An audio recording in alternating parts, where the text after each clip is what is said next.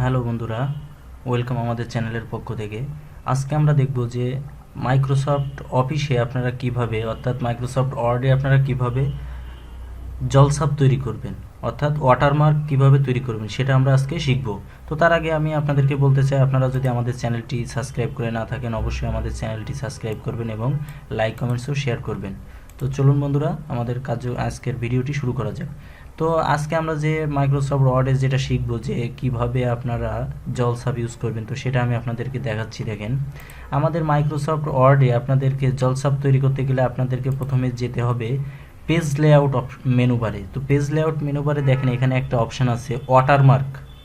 তো এই ওয়াটারমার্কে আমাদের ক্লিক করলে দেখা যাচ্ছে এখানে কিছু অপশান আছে যে আপনি এখান থেকে যেটা এখানে দেখেন কিছু কিছু ডিফল্ট আছে, বাই ডিফল্ট আপনি এটা যদি সিলেক্ট করেন অটোমেটিক্যালি এটা আপনার জলছাপ হিসাবে তৈরি হয়ে যাবে। তো আমরা চাচ্ছি যে আমরা এখান থেকে নেব না, আমরা আমাদের ইচ্ছা মতো আমরা জলছাপ তৈরি করতে চাচ্ছি। তো সেটা আমরা কিভাবে করব? তো দেখেন, সেটা করার জন্য আপনাদেরকে যেতে হবে কাস্টমস ওয়াটারমার্ক। এই কাস্টম ওয়াটারমার্কে যাওয়ার পরে দেখেন, আমি যদি টেক্সট আকারে কোনো ওয়াটারমার্ক দেখতে চাই, আচ্ছা সাপোজ আমি টেক্সট আকারে দেখতে চাই, আমি এখানে ক্লিক করব। দেখেন আমার প্রথমে কিন্তু আমার মাউস পয়েন্টার ক্লিক এখানে এমন থাকে, প্রথম অবস্থায় এমন থাকে, আপনি মাউস পয়েন্টার এখানে ক্লিক করবেন টেক্সট, আমি টেক্সটটাকে দেখতে চাই। তো দেখেন টেক্সটটাকে যদি আমি দেখতে চাই, এখানে টেক্সট, এইখানে আপনি যেটা লিখবেন আপনার ওয়াটারমার্ক সেটাই হবে। তো আমরা চাচ্ছি যে আমাদের ওয়াটারমার্ক হবে ভিটি রায়হানুল, আমাদের এই নামটা আমাদের ওয়াটারমার্ক হবে। এখন যদি আমি ওকে দিই, দেখেন আমার কিন্তু এটার ফন্ট এই ফন্টটা হবে, আমার সাইজটা অটোমেটিক্যালি আমার পেজ অনুসারে এটা ধরে নিবে। এখন যদি আমি এটা ওকে দিই, দেখেন আমার কিন্তু অটোমেটিক্যালি এখানে দেখেন ভিটি রায়হানুল নামে একটা এখানে কিন্তু জলছাপ তৈরি হয়ে গিয়েছে। তো এটা আপনারা সহজে বুঝতে পারবেন। দেখেন আপনারা যদি কন্ট্রোল প্রিন্টে যান, আর কি কন্ট্রোল পি দিয়ে প্রিন্ট অপশানে যান, দেখেন এখানে কিন্তু লেখা অলরেডি লেখা চলে আসছে, ভিটি রায়হানুল নামে কিন্তু একটা জলছাপ চলে আসছে। তো এই যে রায়হানুল যে জলছাপ চলে আসছে, এখানে যদি আপনারা চান আপনারা কিন্তু এটার উপর দিয়ে যে কোনো কিছু কিন্তু লিখতে পারবেন। দেখেন আপনার কিন্তু এটাতে জলছাপে কোনো বাধা দিবে না। তো এইভাবে আপনারা চাইলে এটা জলছাপ এখান থেকে ব্যবহার করতে পারেন। আপনি যদি চান যে আমি জলছাপ আমি লেখা আকারে চাচ্ছি না, আমি ছবি আকারে জলছাপ ইউজ করব, তো সেক্ষেত্রে এই জলছাপটা আপনারা কিভাবে রিমুভ করবেন?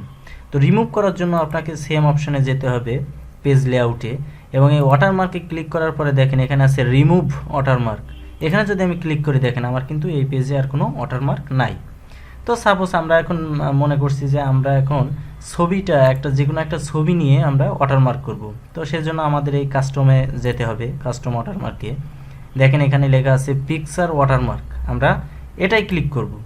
এবং দেখেন সাথে সাথে এখানে একটা অপশান চলে আসছে সিলেক্ট পিকচার। তো আমি একটা যে ছবিটা আমি ওয়াটারমার্ক করতে চাই, সাপোজ আমি যে কোনো একটা ছবি, আমি এই ছবিটা আমি ওয়াটারমার্ক আকারে দেখতে চাই। তো আমি যদি এখানে ক্লিক করে ইনসার্ট করি এবং যদি এখানে ওকে দেই, দেখেন অটোমেটিক্যালি কিন্তু এখানে আমার একটা ছবি, দেখেন পেজের নিচে অটোমেটিক্যালি একটা ছবি।